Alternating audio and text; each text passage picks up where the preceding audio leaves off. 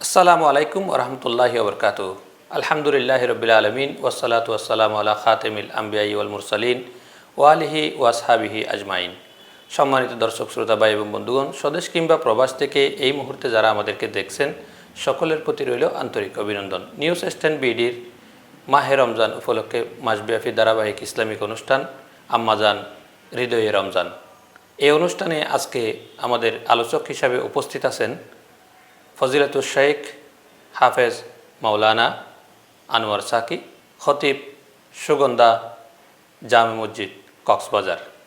মোহতারামের আজকের আলোচনার বিষয় মাহে রমজানে কিভাবে আল্লাহ রব্বুল আলমিনের নৈকট্য অর্জন করা যায় অথবা সন্তুষ্টি অর্জন করা যায় সে বিষয়ে আলোচনা পেশ করবেন। আমি সরাসরি আপনাদেরকে মোহতারামের আলোচনার মধ্যে নিয়ে যাচ্ছি। হ্যালো বন্ধুরা, প্রিমিয়াম ব্র্যান্ড আমাজন।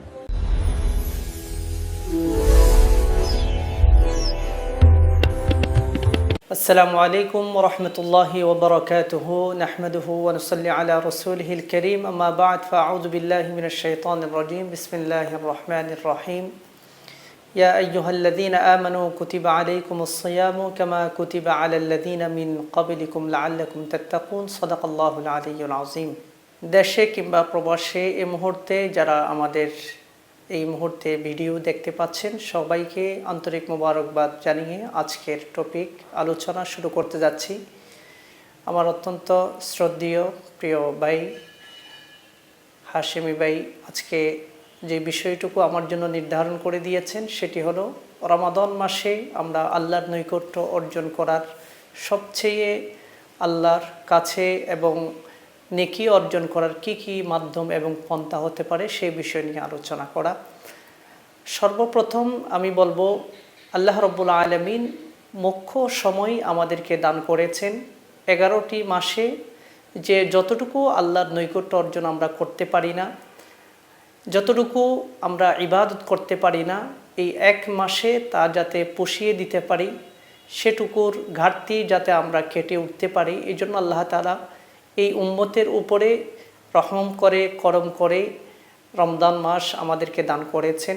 আল্লাহ তাআলা কোরআনে কারীমে বলেছেন এই রমাদান মাস আমাদেরকে দান করেছেন শুধু তাকওয়া ভয়ভীতি অর্জন করার জন্য, যেমনটা পূর্ববর্তী উম্মতদেরকে দেওয়া হয়েছিল, কামা কুতিবা আলাল্লাযীনা মিন ক্বাবলিকুম লাআল্লাকুম তাত্তাকুন।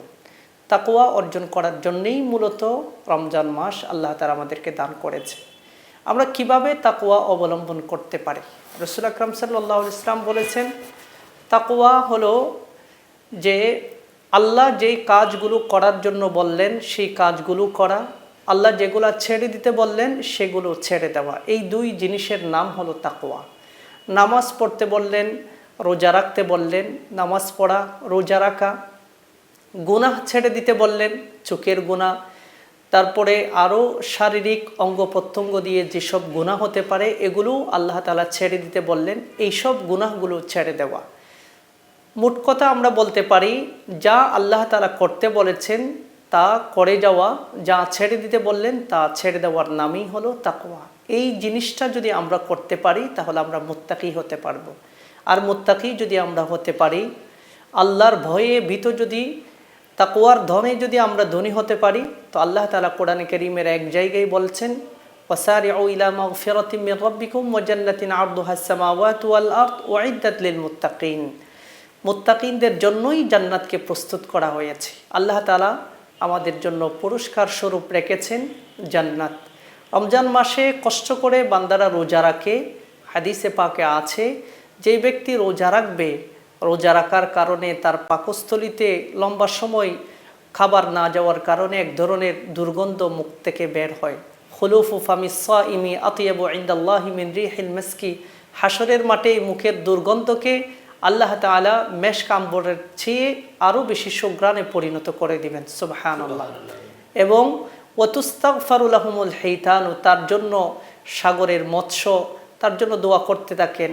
আল্লাহ তাআলা জান্নাতকে প্রতিদিন বলেন জান্নাত আরও তুমি সুসজ্জিত হও, আমার রোজাদার বান্দারা তোমার কাছে আসবে, আগমন করবে, এবং এ ধরনের অগণিত পুরস্কার রেখেছেন। তবে এই পুরস্কার প্রাপ্ত আমরা কখন হব?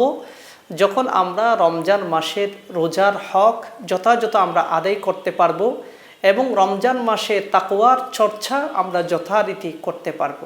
আসুন আমরা জেনে নিই কীভাবে আমরা তাকওয়ার পরিচর্যা করতে পারি, তাকওয়ার যথাযথ অবলম্বন করার উপায় পন্থা কী।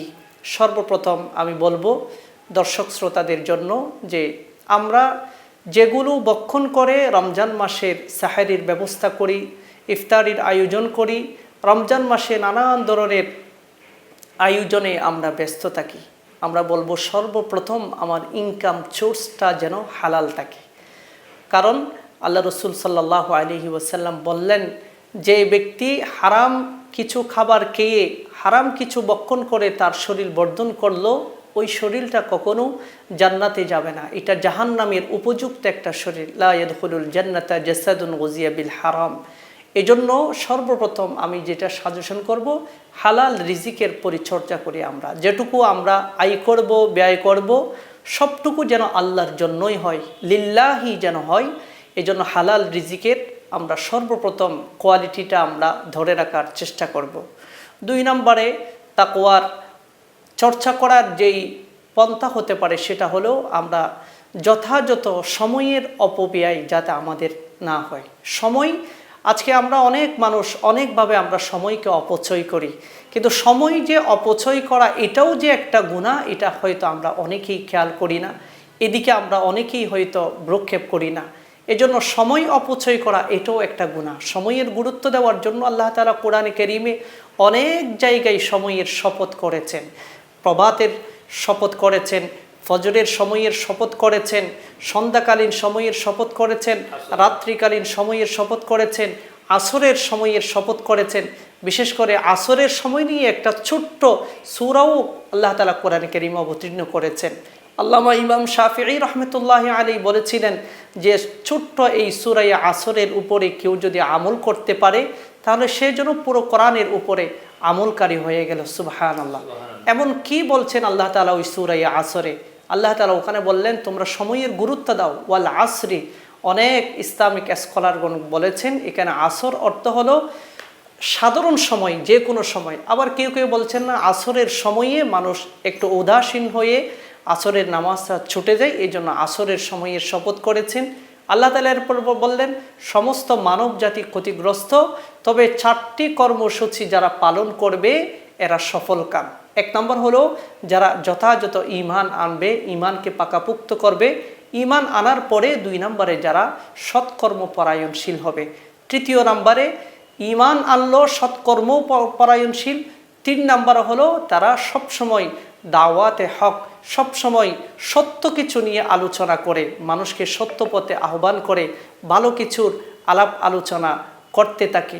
4র্থ, এই কাজটা করতে গিয়ে মানুষকে সিরাতে মুস্তাকিমের প্রতি আহ্বান করতে গিয়ে অনেক সময় অনেক মানুষের বর্ছনার শিকার হয়, অনেক মানুষের গালমন্দের শিকার হয়, অনেক মানুষ বাজে কমেন্ট করে।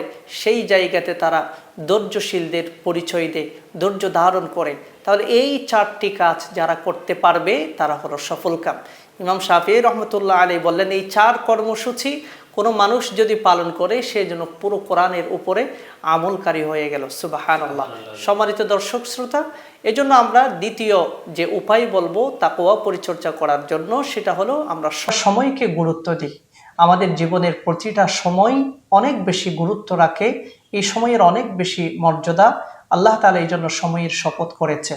3য় নম্বরে আমরা যেই সাজেশনটা করব সেটি হলো যে রমজান মাসের রোজা রেখে আমরা যদি পরনিন্দায় ব্যস্ত থাকি তাহলে আল্লাহ রাসূল সাল্লাল্লাহু আলাইহি ওয়াসাল্লাম বললেন অনেক রোজাদার ব্যক্তি এমন আছে তাদের উপবাস থাকা ছাড়া আর কিছুই অর্জন হয় না, অথচ একজন মানুষ রমজান মাসে রোজা রাখার কারণে কি পরিমাণ মর্যাদা, কি পরিমাণ সওয়াব অর্জন করে। রাসূলুল্লাহ সাল্লাল্লাহু আলাইহি ওয়াসাল্লাম বললেন যে রমজানের বাহিরে কেউ যদি একটা নফল আদায় করে তাহলে রমজানের ভিতরে এসে যদি সেই নফলটা আদায় করে তাহলে সে যেন ফরজের সমতুল্য সওয়াব অর্জন করলো। আর রমজান মাসে কেউ যদি একটা ফরজ আদায় করে সে যেন 70টি ফরজ আদায়ের সমতুল্য সওয়াব অর্জন করে। এই পরিমাণ মর্যাদা রমজান মাসের রোজাদাররা পেয়ে থাকে। কিন্তু অন্যদিকে আল্লাহ রাসূল বললেন যারা রমজান মাসের রোজা রাখার পরেও নিজের গুনাহকে ছাড়তে পারে নাই, বিভিন্ন ধরনের বদ অভ্যাসে যারা রমজানের আগেই যারা লিপ্ত ছিল, ঠিক রমজানে আসার পরেও এগুলো পরিহার করতে পারে নাই, তাহলে তাদের উপবাস থাকা ছাড়া আর কিছুই অর্জন হবে না। এই জন্য তৃতীয় নম্বরে আমরা বলবো যে আমরা মানুষের সমালোচনা, গীবত, পরনিন্দা এগুলোকে একেবারেই আমরা পরিত্যাগ করার চেষ্টা করব।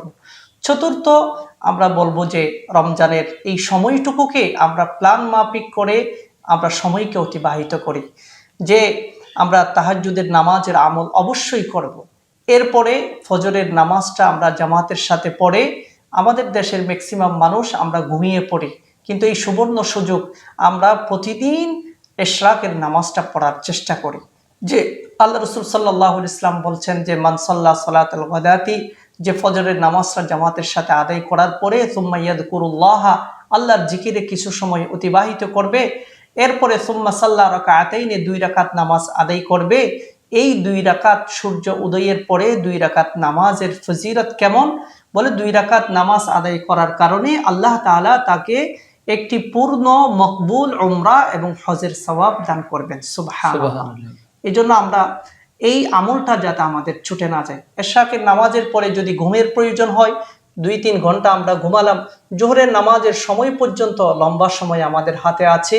এই সময়টাতে আমরা রমজানের ফাজাইল মাসাইলের উপরে লিখিত অনেক বই গ্রন্থ আছে, সেগুলো আমরা পড়লাম, পড়াশোনা করলাম, অথবা আমরা কোরআন পড়লাম, জিকির আজকার করলাম। এভাবে জোহরের নামাজের পরের যে সময় আসরের নামাজ পর্যন্ত এই সময়টাতে যতটুকু পারি জিকির আজকার ব্যয় করলাম, কিংবা নিজের পরিবারে সহযোগিতা করলাম। রাসূল আকরাম সাল্লাল্লাহু আলাইহি ওয়াসাল্লাম রমজান মাসেও নিজের পরিবারকে সহযোগিতা করতেন, পরিবারকে সময় দিতেন। বাচ্চা কাচ্চা আছে, বাচ্চাদেরকে সময় দিতেন, স্ত্রীদেরকে সময় দিতেন, তাদের কাজে আমরা সহযোগিতা করতে পারি। এরপরে আছরের পরে এসে এই সময়টাতে আমরা আমাদের দেশের মানুষ দেখা যায় ইফতারির আয়োজনের পিছনে ছুটে আমাদের আছর থেকে মাগরিব পর্যন্ত এই সময়টুকুকে আমরা অবহেলায়, অযথা আমরা সময় নষ্ট করি। সারা বছর তো আমরা খাওয়ার মধ্যেই ব্যস্ত, কিন্তু রমজান মাসে একটু কম খেলাম, তার পরিবর্তে যদি ইবাদত দিয়ে আমাদের জীবনটুকু আমরা সাজাতে পারি, আল্লাহর কাছে আমরা অনেক আশাবাদী, অনেক আজর, অনেক প্রতিদান আমরা পেয়ে যাব ইনশাআল্লাহ। এই জন্য আসরের নামাজের পর থেকে মাগরিব পর্যন্ত এই সময়টুকুকে কোরআন তেলাওয়াত, দোয়া ও মুনাজাত, কান্নাকাটি, আল্লাহর কাছে ফরিয়াদ করে চেয়ে নেওয়া, নিজের জীবনের অতীতের যেই ভুলগুলো হয়েছে সেই ত্রুটি বিচ্ছুতি আল্লাহ থেকে ক্ষমা চেয়ে নেওয়া, এভাবে আমরা সময় অতিবাহিত করব। মাগরিবের নামাজের পরে আমরা তারাবির পূর্ব প্রস্তুতি হিসেবে হাফিজ সাহেব যারা আছি তারা তো কোরআন রিভাইজ দেব, আর যারা আমরা তারাবি পড়াচ্ছি না তারা তারাবিতে যেগুলো আমরা শুনবো সেগুলো পড়ে দেখলাম, তার অনুবাদ পড়ে দেখলাম। আজকে যেই পারাটুকু কোরআনের তেলাওয়াত হবে তারাবির মধ্যে, তার কি কি অনুবাদ হতে পারে, তার কি কি ব্যাখ্যা হতে পারে, একটু আমরা চোখ বুলিয়ে দেখলাম, তাহলে শুনতেও ভালো লাগলো এবং তার অর্থগুলো মোটামুটি আমরা বোঝার চেষ্টা করতে পারবো। এভাবে যদি আমরা তারাবির পূর্ব প্রস্তুতি নিই, অনেকেই দেখা যায় মাগরিবের পরে একটু ক্লান্ত হয়ে ঘুমায়। কান আলী নবী সাল্লাল্লাহু আলাইহি ওয়াসাল্লাম ইয়াকানা নবী সাল্লাল্লাহু আলাইহি ওয়াসাল্লাম ইয়াকরাহুন নাওমা ক্বাবলা আল ইশাই ওয়াল হাদিসা বা'দা আল ইশাই। রাসূল সাল্লাল্লাহু আলাইহি ওয়াসাল্লাম যে মাজান আয়েশা রাদিয়াল্লাহু তাআলা আনহা বলেন, ইশারের পূর্বে বিশেষ করে রমজান মাসে ঘুমানো এটা আল্লাহর রাসূল অনেক বেশি অপছন্দ করতেন, এবং এশারের পরে গিয়ে গল্প গুজব করা, সময় অতিবাহিত করা, অযথা সময় নষ্ট করা, এটাকে আল্লাহ রসুল অপছন্দ করতেন। হ্যাঁ, পরিবার পরিজন আছে, তাদেরকে একান্ত সময় দেওয়া সেটা অবশ্যই প্রশংসার দাবিদার, সেটা দিতেই হবে, তবে অহেতুক সময় নষ্ট করা এটাকে আল্লাহ রসুল সাল্লাল্লাহু আলাইহি ওয়াসাল্লাম অপছন্দ করতেন। এই জন্য এশারের পূর্বে আমরা তারাবির প্রস্তুতি নেব এবং খুব তারাবির প্রস্তুতি নিয়ে তারাবির নামাজ আদায় করে তারাবির পরে যত দ্রুত সম্ভব হালকা নাস্তা পানি গ্রহণ করে আমরা ঘুমালাম। ওইদিকে ভোর রাত্রে উঠে আল্লাহর কাছে আবারও তাহাজ্জুদের নামাজ পড়ে কান্নাকাটি করলাম। এইভাবে যদি আমরা রমজানের প্রতিটা দিন, প্রতিটা রাত যদি আমরা এভাবে যদি কাটাতে পারি, আশা করা যায় আল্লাহ তাআলা আমাদের অল্প সময়ে রমজান মাসে অনেক বেশি আজর এবং অনেক বেশি প্রতিদান আল্লাহ তাআলা দিবেন, এবং একটা রমজানকে আমরা সার্থক করতে পারবো আশাবাদী। আল্লাহ তাআলা আমাদের সবাইকে আমলের তৌফিক দান করুন। ওয়া আখিরু দাওয়ানা আলহামদুলিল্লাহি রাব্বিল আলামিন।